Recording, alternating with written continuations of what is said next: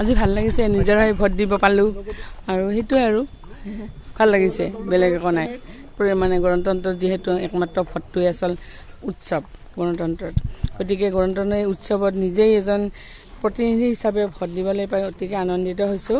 আৰু এইটো ক'ব গ'লে ডাঙৰ কথা এজন প্ৰতিনিধি হিচাপে আহি নিজেই নিজৰ ভোটটো দিয়াটো সেইকাৰণে ভাল লাগিছে জিকাৰ সম্ভাৱনা কিমান জিকাৰ সম্ভাৱনাটো পুৰাই ভাবিছোঁ জিকিম বুলি ভাবিছোঁ মই সেইটো কেনেকৈ কওঁ এতিয়া কিমান পাম আগতকৈ বেছি পাম বুলি ভাবিছোঁ কংগ্ৰেছে হ'ব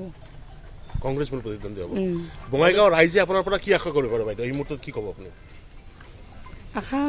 মই ভাবোঁ তেওঁলোকে নিশ্চয় কিবা এটা কৰিব পাৰিম বুলি আশা ভাবিছে আৰু নিশ্চয় সেইটোৱে ভাবো সেইটোৱে হ'ব বাইদেউ ইমান দিন আপুনি ফণীভূষণ চৌধুৰীক ভোট দি আছিলে আজি চাগে প্ৰথমবাৰ নিজে নিজকে ভোট দিলে ভাল লাগিছে কি ক'ম নিজে নিজকে ভোট দিব পালোঁ এটা বেলেগ অনুভৱ আৰু নিজে নিজক ভোট দিব পাৰিছোঁ মহিলাসকলৰ ভোট কাৰ ফালে যোৱাৰ সম্ভাৱনা বেছি মহিলা হেৰিৰ ফালে যোৱা মিত্ৰজোঁটৰ প্ৰাৰ্থী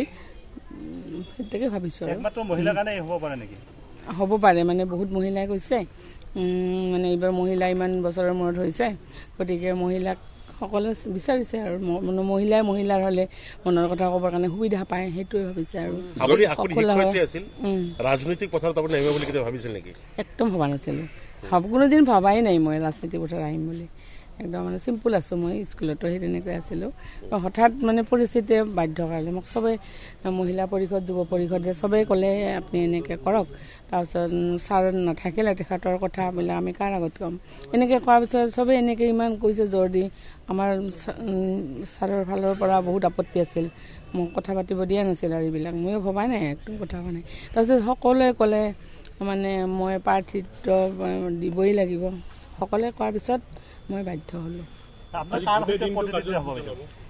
কি ক'লে কংগ্ৰেছৰ কংগ্ৰেছৰ লগতে হ'ব